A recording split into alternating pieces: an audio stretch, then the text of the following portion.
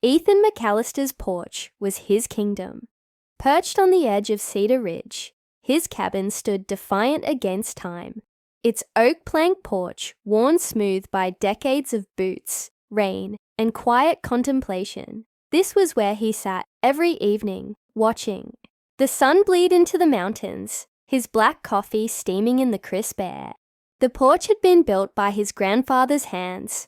Rough, honest work that had outlasted trends, governments, and even the homeowners association that now ruled the neighborhood with petty tyranny. Until today, the envelope was crisp, official, stamped with the HOA's insignia. Ethan tore it open with a calloused thumb, his smirk fading as he read, "Violation notice, porch structure, non-compliance, per Cedar Ridge.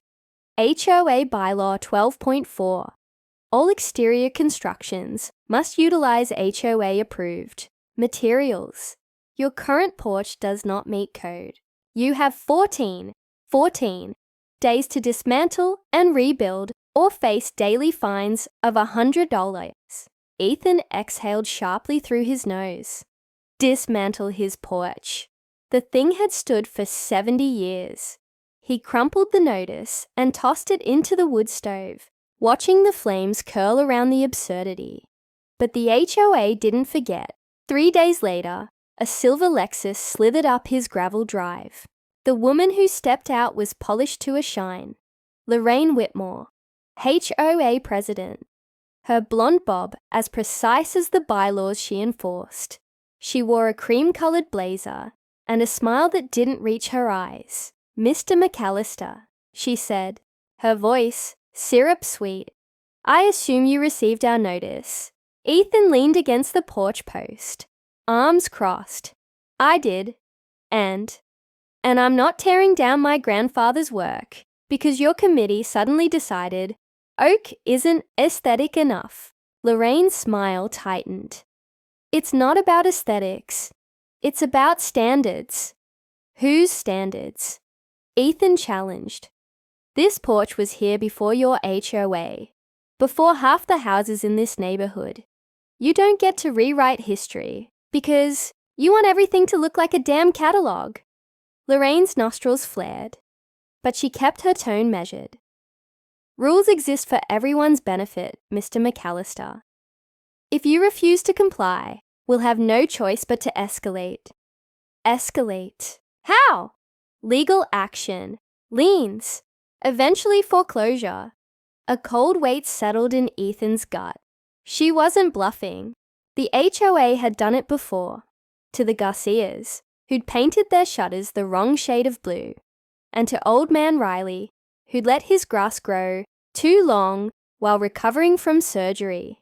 They'd bled people dry over petty infractions, all under the banner of community values. Ethan met Lorraine's gaze. "You'd really take a man's home over a porch?" She adjusted her blazer. "We'd hate to, but rules are rules."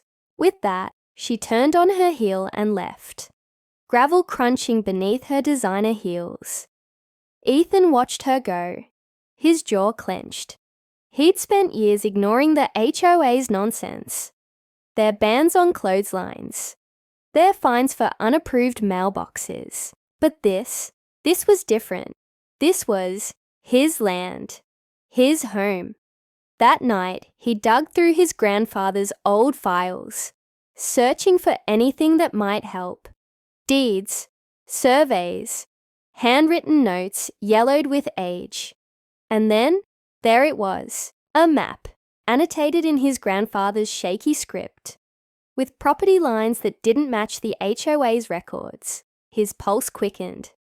According to this, the HOA's crown jewel, their sparkling community pool, the centerpiece of Cedar Ridge's luxury appeal, wasn't on association land at all. It was on his eye. Ethan sat back, a slow, dangerous realization unfurling in his chest.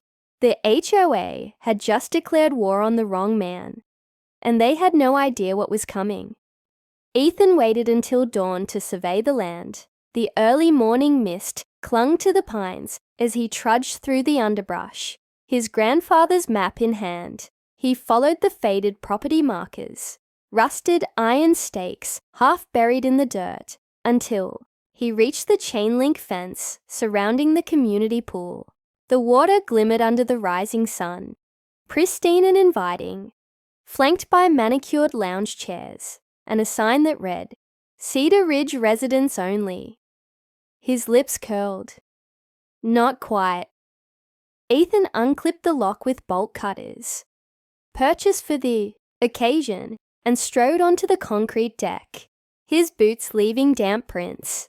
He took his time, inspecting the pump room, the cabana, the perfectly aligned rows of umbrellas, before planting himself in the center of the pool deck with a folding chair and a thermos of coffee. He didn't have to wait long. At 7:03 a.m., the first resident arrived, a yoga pant-clad woman who froze mid-step when she spotted him. "You're not supposed to be here." Ethan sipped his coffee. "Funny. I was about to say the same to you." By 8 a.m., Lorraine Whitmore arrived in a fury, her blazer hastily thrown over pajamas, flanked by 2 board members. McAllister, she spat. "This is trespassing." Ethan unfolded the map with deliberate slowness. According to the 1952 land survey, still legally binding by the way, this patch of dirt, mine. He tapped the pool's edge. This concrete, mine. That overpriced chlorine filter, mine. The board members exchanged glances. Lorraine's knuckles whitened around her phone. "You're bluffing. Check the county records." A tense silence settled. Then Dale Henderson, the HOA's perpetually sunburned treasurer, cleared his throat. "Even if that's true, we've maintained this land for years. Adverse possession requires hostile occupation." Ethan interrupted. "You got permission from my grandfather. Verbal, but I've got witnesses." He leaned forward. "And he's been dead 20 years. You've been squatting." Lorraine's composure cracked. "What do you want?" Ethan stood, folding his chair. "First, you drop the porch violation. Permanently. Fine. Second, you revoke bylaw 12.4. If I want to rebuild my porch with driftwood and duct tape, that's my business." Lorraine's eye twitched. "Anything else?" Ethan smiled. "We'll talk." The backlash. The HOA's emergency meeting that night was a spectacle.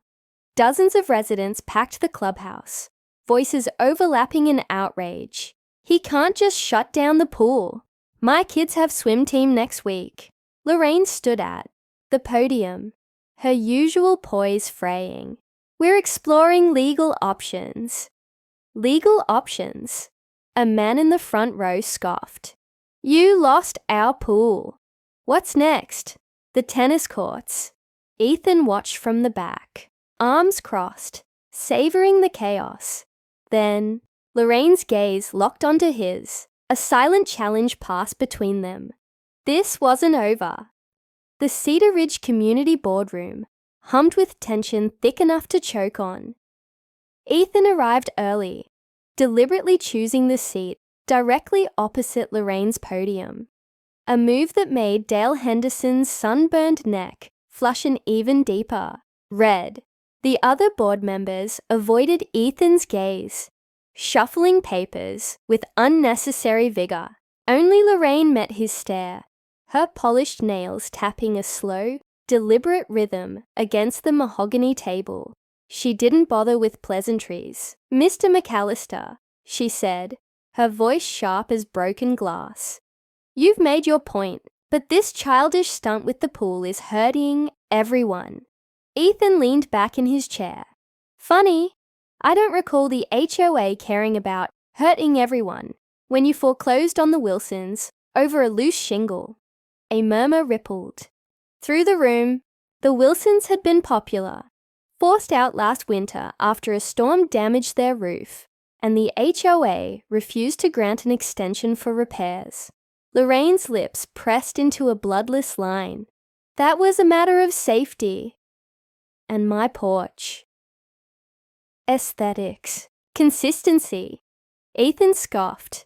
Right, because nothing says community values like bulldozing history for the sake of matching Pinterest boards. Dale slammed a fist on the table. Enough. We're here to discuss a solution, not rehash grievances. Solution's simple, Ethan said.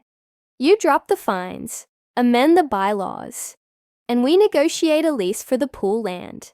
At my terms. Lorraine's smile was glacial.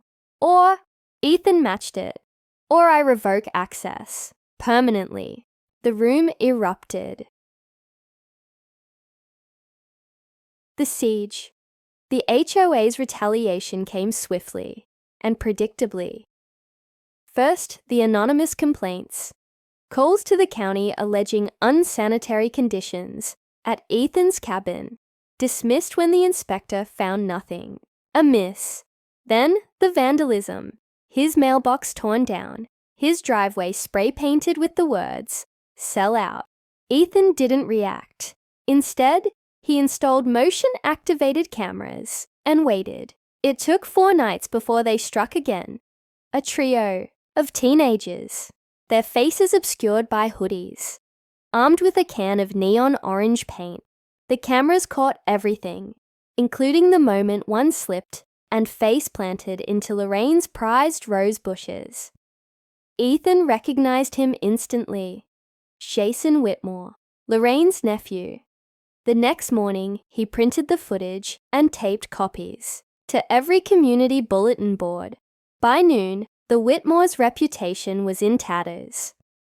By dusk, Jason's college friends had identified him in the video online, and by nightfall, Lorraine's Lexus screeched into Ethan's driveway. She didn't. Knock! You ruined him, she hissed, her perfect hair disheveled for the first time in memory. That video's gone viral. His scholarship's at risk. Ethan crossed his arms. Should have taught him not to trespass. Lorraine's chest heaved. What do you want? An apology? Fine. I'm sorry. Ethan shook his head. Not from you. The turning tide.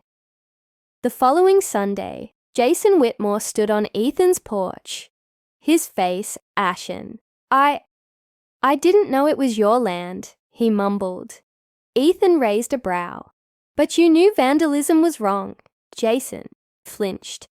Aunt Lorraine said that you'd... What did she say? The truth spilled out. Lorraine had spun tales of Ethan as a bitter recluse. Hoarding land out of spite, she'd convinced half the neighborhood he wanted to destroy Cedar Ridge. Ethan exhaled slowly. Here's what's going to happen.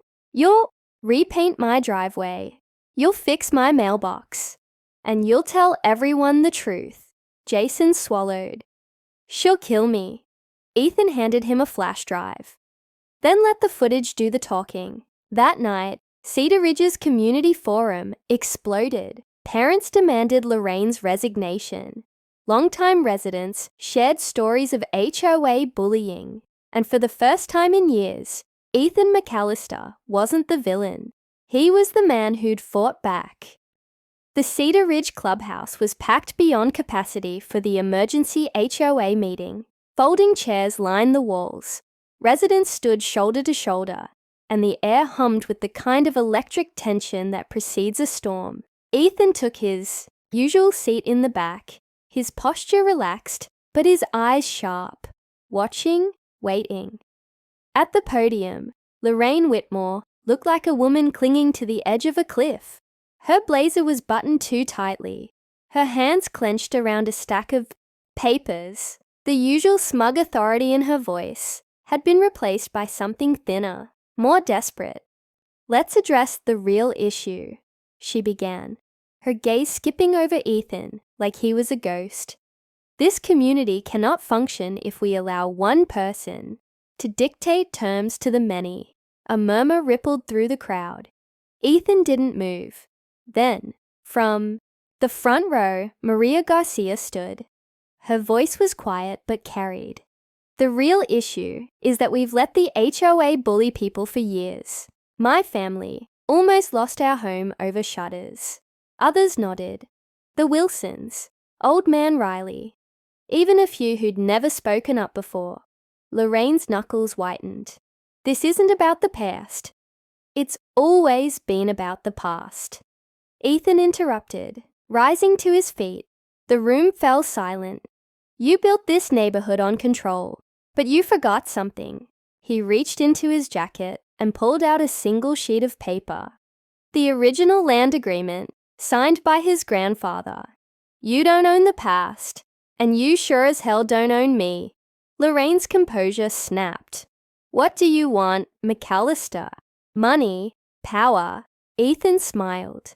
I want you gone. The fall. The vote was unanimous. Lorraine Whitmore was removed as HOA president that night. Her gavel handed over to soft-spoken Maria Garcia. The bylaws were amended. No more fines for porch materials. No more petty violations. And as for the pool, Ethan leased it back to the community for $1 a year. The crowd erupted in applause, but Ethan was already slipping out the door. He didn't need a victory lap. On his porch that evening, the sunset painted the sky in streaks of gold and violet. The air smelled of pine and damp earth. Footsteps crunched on gravel, and Ethan didn't need to look up to know who it was. Lorraine stood at the edge of his property, her Lexus idling on the road behind her. For the first time, she looked small. You won, she said. Ethan took a sip of coffee. No, I just stopped losing. She opened her mouth.